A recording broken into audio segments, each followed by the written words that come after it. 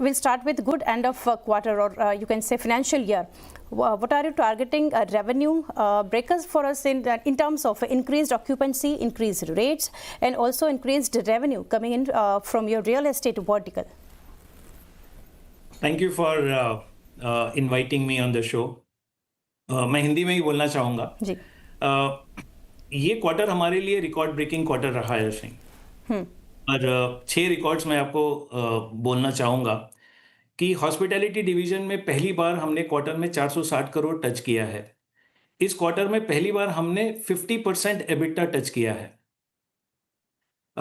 Hospitality का year का business हमने पहली बार 1520 रेवेन्यू नंबर्स के ऊपर टच किया है, जो 18% पिछले साल से ज़्यादा है। अब मैं कंसोलिडेटेड पे जाता हूँ। कंसोलिडेटेड में पहली बार हमने 1700 करोड़ का फिगर क्रॉस किया है। हम 1754 करोड़ पर हैं, जो कि 22% लास्ट ईयर से ज़्यादा है। हमारा पीबीटी, जो कि कर से पहले का मुनाफा होता है, वो 44% है, जो 434 करोड़ से, जो 61% पिछले साल से ज़्यादा है। तो ये सारे हमारे इस साल के रिकॉर्ड्स रहे हैं।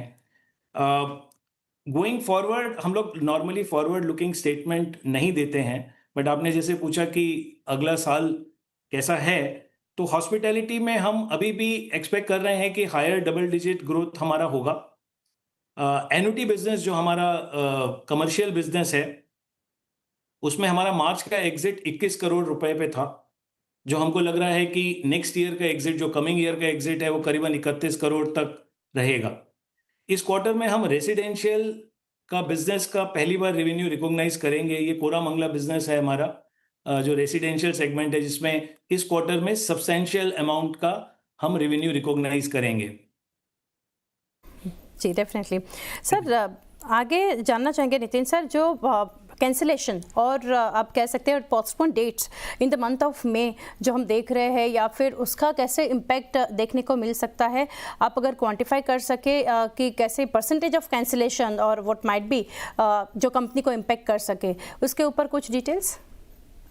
देखिए, कैंसिलेशंस तो हुए हैं, और हम सबको पता है कि हम लास्ट एक वीक में क्या सिचुएशंस आई हैं, बट इसमें 2 चीज़ें हैं। पहला, कैंसिलेशंस हमारे माइस बिजनेस में हुआ है, तो इसमें कई कॉन्फ्रेंसेस जो हैं कैंसिल हुई हैं, बट लेकिन वो पोस्टपोन हुई हैं, कंप्लीटली कैंसिल नहीं हुई हैं। दूसरा क्या है कि अगर मैं मई का आज के दिन का देखूं, पिछले साल के मई से हम अभी भी 9% लास्ट ईयर के बिजनेस से ज़्यादा है, मतलब इन टर्म्स ऑफ रेवेन्यू।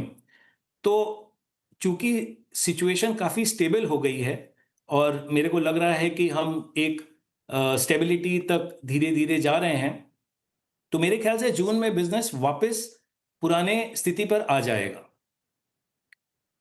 तो सर FY25 में अगर देखें तो you have ended with revenue of around 1700 crore.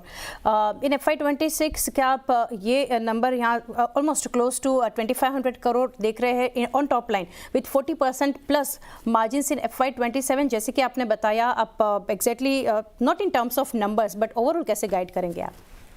ये हमने, अगर आपको पता होगा, हमने अनाउंस भी किया था, हमने ऋषिकेश का जो वेस्टर्न लिया है, उसमें करंट ईयर में सिर्फ 49 डेज की हमारी रेवेन्यू आई है, तो हमको वो पूरा रेवेन्यू नेक्स्ट ईयर का कंप्लीट मिलेगा।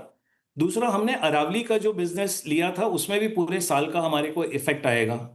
तीसरा होटल जो हमारा ड्यूक्स है, जिसमें अभी करीबन 70 रूम चल रहे हैं, उसका बैंक्वेट बनने के बाद एक प्लस जो एडिशनल रूम आ रहे हैं, वो भी हमको जुलाई के बाद पूरा बिजनेस वो मिलेगा। प्लस हम हॉस्पिटैलिटी बिजनेस में भी 10% डबल डिजिट की ग्रोथ देख पा रहे हैं। तो मैं आपको एग्जैक्ट नंबर तो नहीं दे पाऊंगा, बट हाँ, definitely we are looking at quite similar numbers. Nitin sir, balance sheet के ऊपर जानना चाहेंगे, जो कंपनी यहाँ से डिलीवर किया है कॉज ऑफ फंड जो रेस किया है via QIP, also made an acquisition of western Himalayas. Net date sir कैसे है, क्या सिचुएशन है, और डिलीवरेजेस कैसे प्लान यहाँ से बनते देख रहे हैं? तो देखिए, नेट डेट हमारा अभी 2000 करोड़ के आसपास है, थोड़ा कम ही है उससे। हमने 1000 करोड़ का एक इनेबलिंग रिजोल्यूशन लिया है, लेकिन उसकी कोई इमीडिएट अभी ज़रूरत नहीं है हमको। ये अगर कोई एक्विजिशन अपॉर्चुनिटी आती है ड्यूरिंग द ईयर, ये उसके लिए रखा हुआ है हमने। अभी हमारा रेट ऑफ इंटरेस्ट अगर आप लगाएं तो 8.4% वेटेड एवरेज चल रहा है, और आरबीआई का अगर रेपो रेट अभी जो कम हुआ है उससे हम लोग को एक्सपेक्टेड है कि वो 8.4 भी रीसेट होके काफ़ी नीचे तक जाना चाहिए। हम अभी नेट डेट के हिसाब से रफली 1 ईयर फॉरवर्ड एबिटा के हिसाब से देखें तो 2 टाइम्स है, तो हमारी बैलेंस शीट काफ़ी स्ट्रांग है। और हम ये जो फंड 1000 करोड़ का हमने जो डेट का हमने लिया हुआ है इनेबलिंग रिजोल्यूशन, ये हम कंफर्टेबल रहेंगे, हमारे बैलेंस शीट में काफ़ी स्पेस है। Okay sir. सर, दो प्रॉपर्टीज़ जो कंपनी की है, वेस्टर्न हैदराबाद एंड खंडाला, वो से पीएनएल पे कब तक रिफ्लेक्ट होना देख सकेंगे हम? वेस्टर्न हैदराबाद तो मेरे ख्याल से हमारे पास ऑलरेडी है। ओके। वेस्टर्न, मेरे ख्याल से आप वेस्टर्न ऋषिकेश की बात कर रहे हैं, जो मैंने अभी आपको बताया कि ऑलमोस्ट पूरे साल का हमको वो बेनिफिट नेक्स्ट ईयर में मिलेगा। ड्यूक्स में अभी हमारे पास 73 रूम्स हैं अभी, और जैसा कि मैंने आपको बोला जुलाई के बाद हमको वो पूरा इफेक्ट मिलना स्टार्ट हो जाएगा। जी, correct sir. Lastly Nitin sir, जानना चाहेंगे ओवरऑल कंपनी की डिटेल्स आपने बताई, बट अगर इंडस्ट्री को लेकर आने वाले समय के लिए आप कैसा आउटलुक शेयर करना चाहेंगे, कैसा ग्रोथ देख रहे हैं यहाँ से? देखिए, इंडस्ट्री डेफिनेटली हम ये एक्सपेक्ट कर रहे हैं कि डबल डिजिट ग्रोथ करेगी, और जिस हिसाब से हमारे औसत दैनिक किराया, जिसको हम लोग एडीआर भी कहते हैं, उसकी डबल डिजिट पे ग्रोथ सभी most of the companies, hospitality companies already दे रही हैं। मैं अपनी कंपनी के बारे में बता सकता हूं आपको कि देखिए, नॉर्मली हम 3 चीज़ों पे काम करते हैं।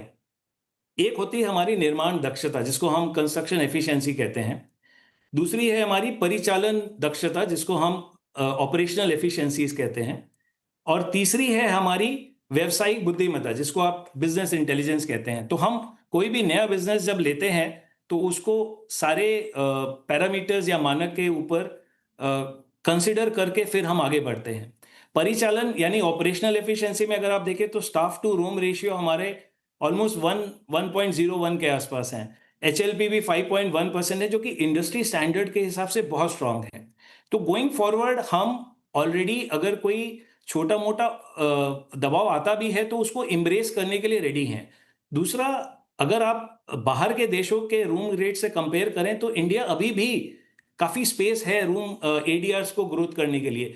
तो मेरे को नहीं लगता है कि एंड चूंकि डिमांड एंड सप्लाई का गैप भी अभी हमारे फेवर में है, तो मेरे को नहीं लगता है कि अगले 3 साल तक हॉस्पिटैलिटी इंडस्ट्री को कुछ सोचने की ज़रूरत पड़ेगी। एक्सपेंशन, जो हमको सोचना है वो सिर्फ एक्सपेंशन एंड ग्रोथ सोचना है। डेफिनेटली सर, काफ़ी डिटेल्स आपने नितिन सर यहाँ से शेयर की ऑन कंपनी, इंडस्ट्री। तो overall sir, it's pleasure having discussion with you again. Thank you and best wishes for coming quarters.